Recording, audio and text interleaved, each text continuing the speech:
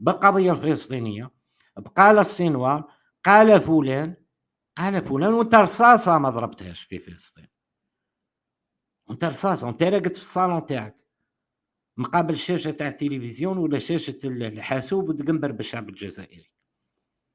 نسمع واحد البرلماني جزائري، دقيقة، برلماني جزائري لا داعي ذكر اسمه راكم تعرفوه، مهرج، هو من التيار الإسلامي، يخرج في قناة عربية، مباشرةً سألوا المذيعة مازال ما بداش المداخلة تاعو، مباشرةً قالها بالحرف الواحد: "يشرفني أنني أشارك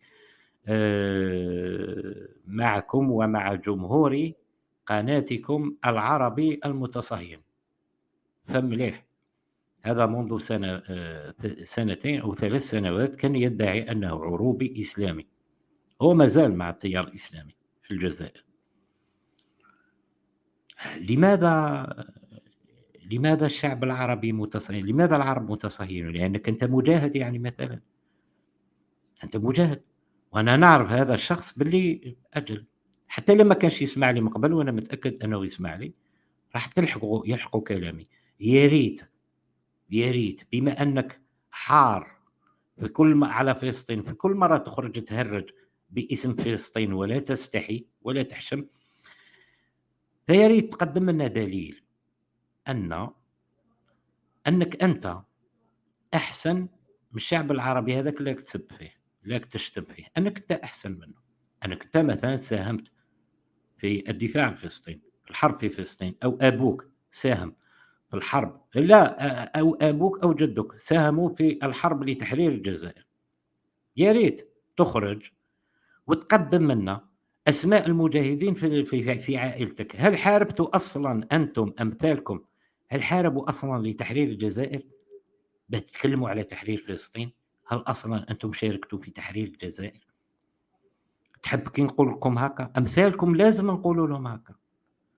فأنت تخرج في قناة عربية من جهة باه تسب جمهور عربي، ما سميتش حتى القناة ولا دولة عربية، سميت سميتهم الجمهور العربي المتصهين، معناتها تسب وتشتم في عوام، في شعب، في شعوب، جماهير، تسب فيها بحجة أنها متصهينة، معناتها أنت أحسن منهم، معناتها هم ما حبوش يحرروا فلسطين وأنت تريد تحرير فلسطين.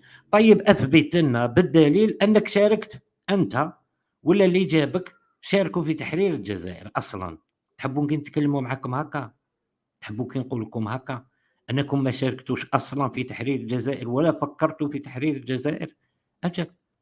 أجل أنا متأكد أنكم ما فكرتوش في تحرير الجزائر حتى كان العالم كله بدا يشارك لتحرير الجزائر.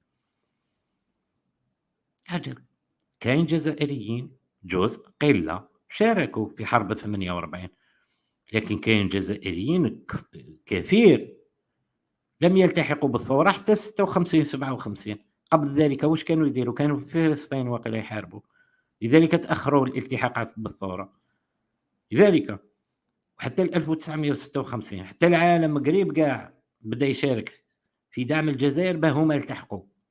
يجوا اليوم يسبوا الآخرين لماذا؟ لأن الآخرين بالنسبة لهم متصهينة، خانوا فلسطين. فعندما تكون أنت شاركت أصلًا في تحرير الجزائر تتكلم على تحرير فلسطين، فغالبكم لم يشارك في تحرير الجزائر، هذه بتكون عارفها. ربما من الجماهير اللي سبيتهم شاركوا في تحرير الجزائر أكثر منك. أجل، ربما كانوا مأمنين بتحرير الجزائر ودعموها أكثر منك. ونتحداك، نتحداك أنك تخرج وتقدم لنا إثبات أن عندكم في جرجرتكم من شارك في الثورة الجزائرية. نتحداك أنه عندكم من شارك في الثورة الجزائرية.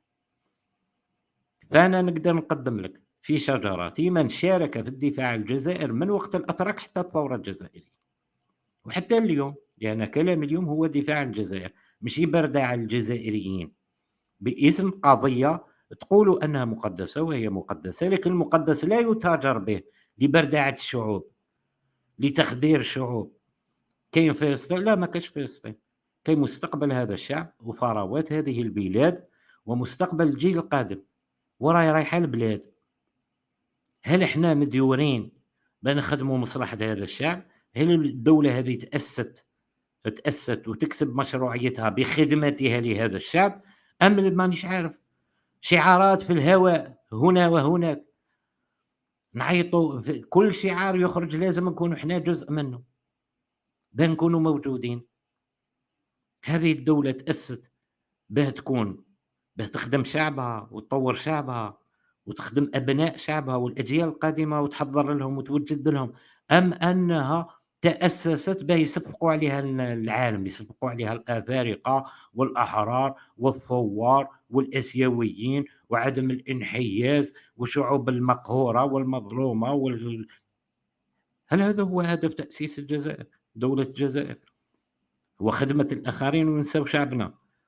نساو أبناء بلادنا، حرّروا فلسطين ونساو أبناء بلادنا، 8 ملايين واحد عايش في مناطق الظل، تتكلم أنت على فلسطين، نتكلموا على فلسطين، أنا لا أرى أن الجزائري من حقه يعني النخبة أنه يتكلم على فلسطين، لأنه باعتراف الجهات الرسمية كاين 8 ملايين في مناطق الظل، معناتها عندنا 8 ملايين ناس محتاجين أننا نحرّروهم من الفقر، من الجهل، من التهميش، من فقدان الأمل. من استكمال كاتب في الصفحة تاعو قال لهم: "استقلال لم يُكمل." قال لهم: "سيروا معي لنكمل استقلالا لم يكتمل." والّا كلام مثل هذا، حافظ شعار ماهوش فاهمه. يا ريت تكونوا شاركتوا أصلًا في البدية في الجزء من الاستقلال الذي تم إنجازه، لا تتكلموا على الاستقلال الذي لم يكتمل. كي تكون عندك 8 ملايين وعندك مناطق ظل وعندك، وعندك، وعندك، ماهوش من حقك. أنك تقعد تتكلم على شعوب اللي هي شعوب على الأقل حرّرت نفسها وبانت نفسها وتتهمها أنها